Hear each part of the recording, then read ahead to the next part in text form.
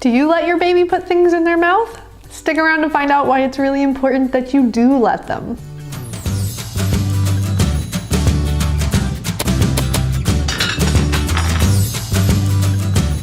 So I know that your baby gagging on toys is likely something that induces a little bit of fear. It does in most parents, but it's really important that you let your baby learn by doing that. So it's really important because we want them to learn how to eat. If you want to know a little bit more about starting your baby on solids, make sure you subscribe to the channel. And then I have all sorts of information about starting solids on my website, newwaysnutrition.com. So check that out.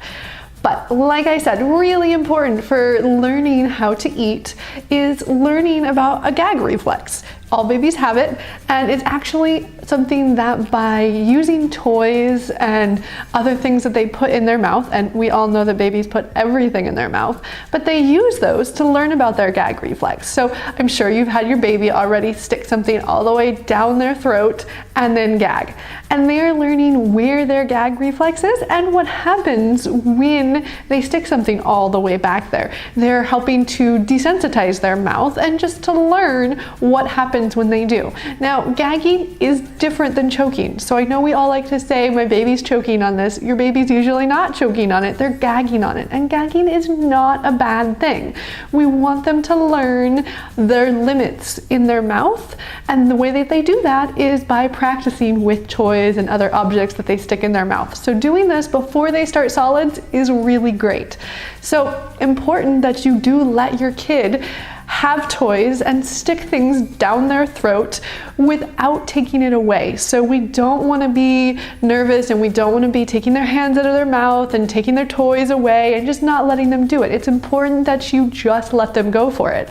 Now, when I say to let them go for it, the other part of that is, if you haven't noticed already, your baby feeds off of you and your reactions. That's just how parenting goes, right? So if you are scared or anxious, you take that toy away, your baby is going to start to think that what they're doing is wrong and that they should be scared about it. And that's absolutely the last thing that we want them to think. Usually when a baby gags, if you watch them closely, they gag and then they just keep going about their business. They take it as a learning experience and they ingest that and then keep going. So if you start to, for lack of a better term, freak out, your baby's going to too. They're going to get scared, and when they gag, they're going to be scared. We don't want that. So do your best to not react in any way. Just let them go. And I know when I say that everyone has different days you're going to react, you're going to forget. That's not bad. You are not a bad parent, anything like that. So just do your best not to react.